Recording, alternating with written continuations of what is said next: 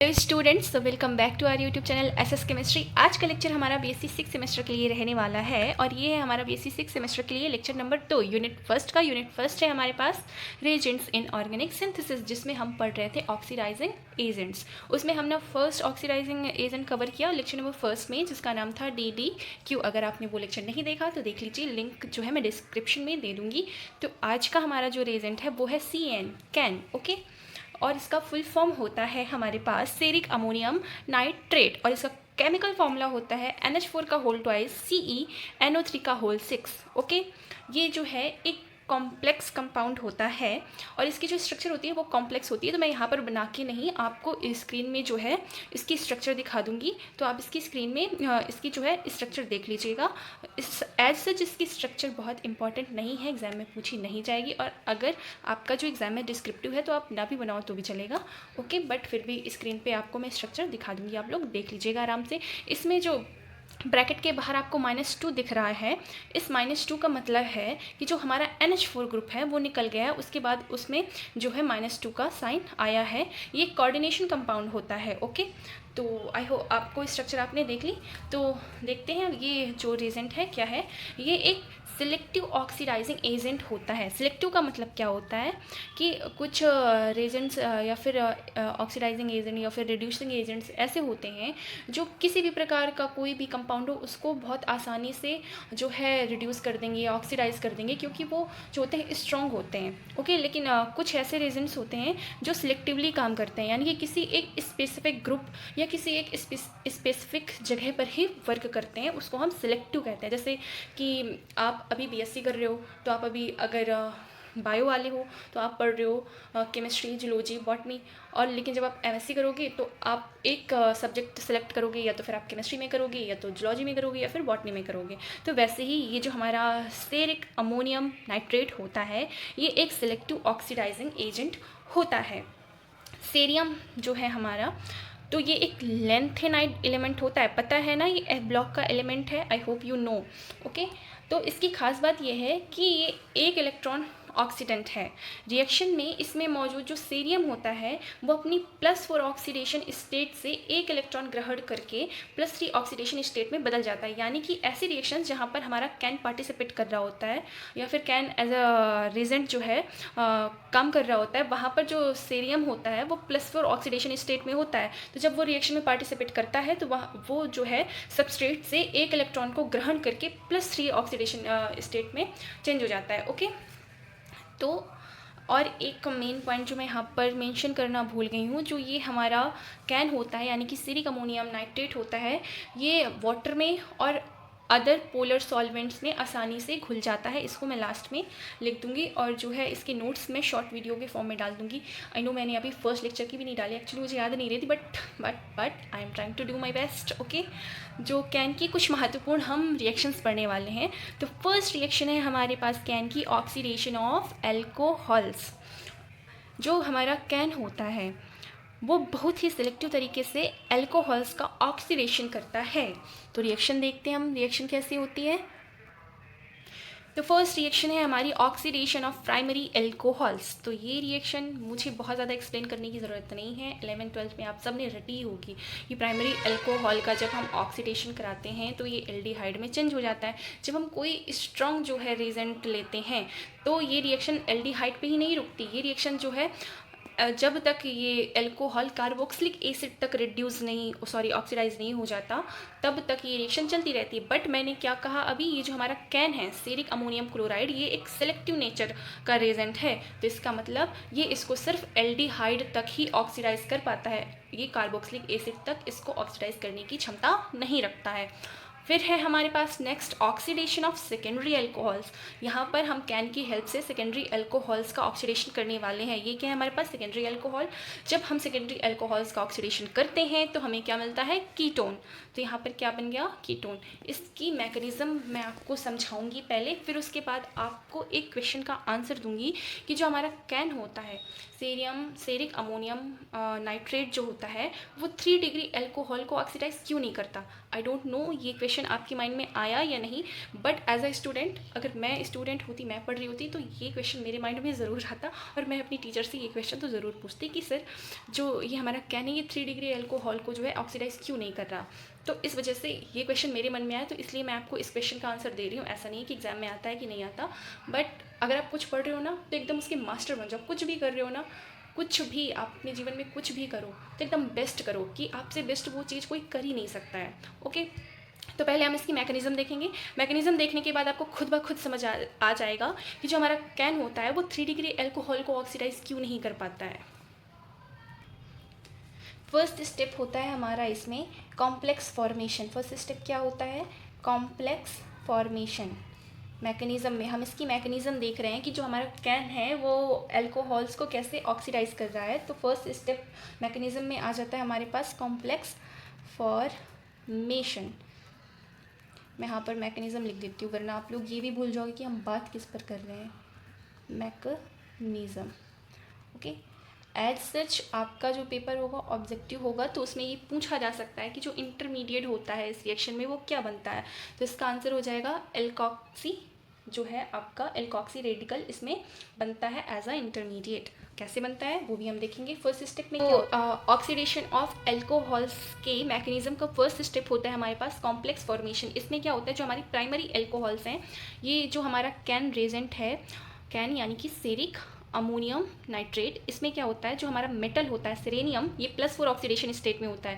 जब ये इस अल्कोहल से रिएक्शन करता है तो यहाँ से हाइड्रोजन जो है रिमूव हो जाता है H+ के फॉर्म में, और ये जो है इससे जुड़ जाता है और एक कॉम्प्लेक्स का फॉर्मेशन करता है। जो कॉम्प्लेक्स हमारा होता है RCH2O बॉन्ड Ce+4 एंड यहाँ पर आपका +H+ जो है वो इस रिएक्शन से निकल जाता है। एंड सेकेंड स्टेप हमारे पास होता है formation of alkoxy radical. Second step है हमारे पास फॉर्मेशन ऑफ, तो इसमें हम क्या करते हैं, ये जो हमारा कॉम्प्लेक्स बना है इसको हम यहाँ पर लेते हैं R बॉन्ड CH2O Ce+4। अब यहाँ पर क्या होता है कि ये जो ऑक्सीजन और सेलेनियम के बीच में जो बॉन्ड है इसका होमोलिटिकली क्लीवेज होता है। होमोलिटिकली यहाँ पर बॉन्ड का क्लीवेज होने के बाद यहाँ पर हमारे पास एल्कोक्सी रेडिकल बन जाता है RCH2। ऑक्सीजन के ऊपर एक इलेक्ट्रॉन रह जाता है और यहाँ पर जो हमारा सेलेनियम है वो जो है रिड्यूस हो जाता है सेलेनियम +3 में। ओके, नेक्स्ट स्टेप हमारा होता है फॉर्मेशन ऑफ एल्डिहाइड। इस स्टेप में क्या होता है, ये जो हमारा एल्कोक्सी रेडिकल बना है RCH2, इसमें जो है हमारा एक दूसरा कैन का मॉलिक्यूल जब आकर इसमें अटैक करता है तो क्या होता है, एल्डिहाइड का फॉर्मेशन हो जाता है। इसमें जो है हमारा सेलेनियम +4 ही जो मेटल है वही आपका जो है रिएक्शन में पार्टिसिपेट करता है, और यहाँ पर हमारे पास एल्डिहाइड का फॉर्मेशन हो जाता है और एक H+ निकल जाता है, और जो सेलेनियम +4 है वो रिड्यूस हो जाता है सेलेनियम +3 में। ओके, अब आपने यहाँ पर क्या देखा, आपने देखा कि जो ये हमारा एल्कोहल है इसमें जो फर्स्ट कैन का एक मेटल है हमारे पास सेलेनियम, वो सबसे पहले जो एल्कोहल का ऑक्सीजन से जुड़ा हाइड्रोजन है इसको फर्स्ट स्टेप में निकालता है, जिससे हमारा एल्कोक्सी रेडिकल बनता है। और इस एल्कोक्सी रेडिकल के बनने के बाद जो हमारा सेकेंड कैन का मॉलिक्यूल आकर इस सबस्ट्रेट से रिएक्शन करता है, तो यहाँ पर जो ये हमारा अल्फा कार्बन है, अल्फा कार्बन कौन होता है, किसी फंक्शनल ग्रुप से डायरेक्टली अटैच्ड जो कार्बन होता है वो अल्फा कार्बन होता है, और उस अल्फा कार्बन से जुड़ा जो हाइड्रोजन होता है उसे हम अल्फा हाइड्रोजन कहते हैं। तो जो हमारा सेकेंड स्टेप में हाइड्रोजन निकल रहा है वो अल्फा कार्बन से जुड़े अल्फा हाइड्रोजन जो है वो निकल रहा है। तो इसका मतलब है कि अल्फा कार्बन पर हाइड्रोजन मौजूद होना ज़रूरी है इस रिएक्शन को फर्दर आगे जो है कंटिन्यू करने के लिए। तो यहाँ से आपका हाइड्रोजन निकल रहा है, जबकि हम देखते हैं जो हमारा 3 डिग्री अल्कोहल होता है उसके अल्फा कार्बन के पास अपना कोई हाइड्रोजन होता ही नहीं है। वहाँ पर जो अल्कोहल होगा उससे तो एक हाइड्रोजन निकल जाएगा, यानी कि एल्कोक्सी रेडिकल का तो फॉर्मेशन हो जाएगा, बट उसके आगे रिएक्शन आगे प्रोसीड करने के लिए हमारे पास 3 डिग्री अल्कोहल के पास जो है अल्फा हाइड्रोजन प्रेजेंट नहीं होता है। आइए मैं आपको स्ट्रक्चर से दिखाती हूँ। तो हमारा जो 3 डिग्री अल्कोहल होता है वो कुछ इस प्रकार से होता है। इसमें 3 जो है एल्काइल समूह लगे हुए होते हैं, ये कार्बन से जुड़े हैं, और ये हमारा OH है। अब अगर इसमें हम रिएक्शन कराते हैं कैन से तो इसमें क्या होगा, हमारे पास एल्कोक्सी रेडिकल तो बन जाएगा, हमारे पास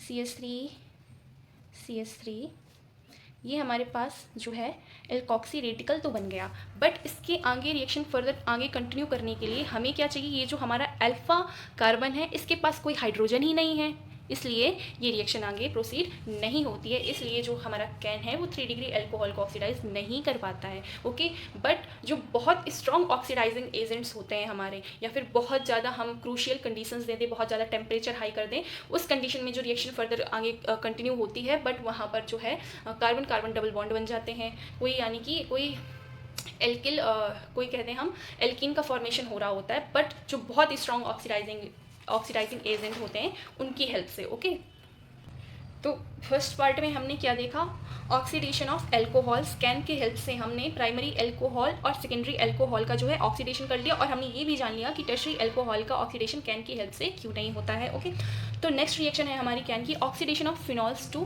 क्यूनोन्स, यानी कि हम यहाँ पर फिनॉल्स का ऑक्सीडेशन करेंगे किसमें, क्यूनोन्स में। तो इसमें एग्जाम्पल के लिए हमने लिया हाइड्रोक्यूनोन को हम किस में चेंज कर रहे हैं, पैरा बेंजोक्यूनोन में।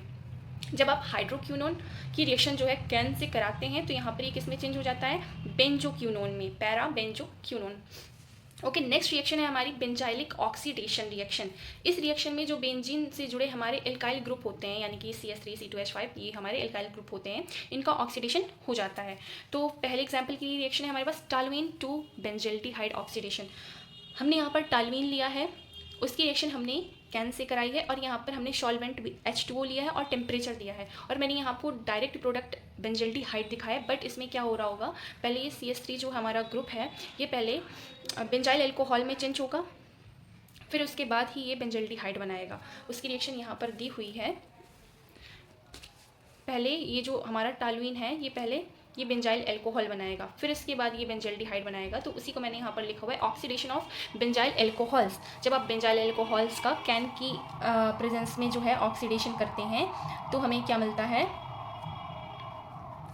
बेंजल्डिहाइड प्राप्त होता है। अब एक स्पेशल पॉइंट मैं आपको बता दूं, आपके पेपर में तो नहीं आता है बट मुझे लगा कि आपको पता होना चाहिए, इसलिए मैंने यहाँ पर मेंशन किया हुआ है। जो हमारा कैन रेजेंट होता है इसका यूज़ हम as a deep protection of carbonyl group के रूप में करते हैं। डीप प्रोटेक्शन क्या होता है कि जैसे आप हायर MSc करोगे या फिर CSIR नेट या गेट की कभी प्रिपरेशन करोगे तो उसमें क्या होता है, बहुत सारे कॉम्प्लेक्स जो है सबस्ट्रेट्स दिए होते हैं। उस सबस्ट्रेट में क्या होता है, बहुत सारे जो है फंक्शनल ग्रुप्स लगे होते हैं, और उसमें आपको उसी सबस्ट्रेट को बहुत सारे रेजेंट्स के साथ रिएक्शन करके एक पर्टिकुलर आपको प्रोडक्ट बनाना होता है। तो उसमें हमें अगर किसी ग्रुप को प्रोटेक्ट करना है तो हम प्रोटेक्शन के लिए कुछ ग्रुप्स उसमें लगा देते हैं। जैसे कार्बोनिल ग्रुप को हमें प्रोटेक्ट करना है, कार्बोनिल ग्रुप लाइक आपका कीटोन हो गया, एल्डिहाइड हो गया, इनको अगर हमें प्रोटेक्ट करना है, प्रोटेक्ट क्यों करना है कि अगर हम दूसरे रिएजेंट से रिएक्शन करा रहे हैं और हमें जो है वो रिएक्शन मान लीजिए किसी और ग्रुप के लिए करानी है, बट कहीं वो हमारे कार्बोनिल ग्रुप को ऊपर रिएक्शन करके उस ग्रुप को ना हटा दे, इस वजह से हम उन ग्रुप्स को जो है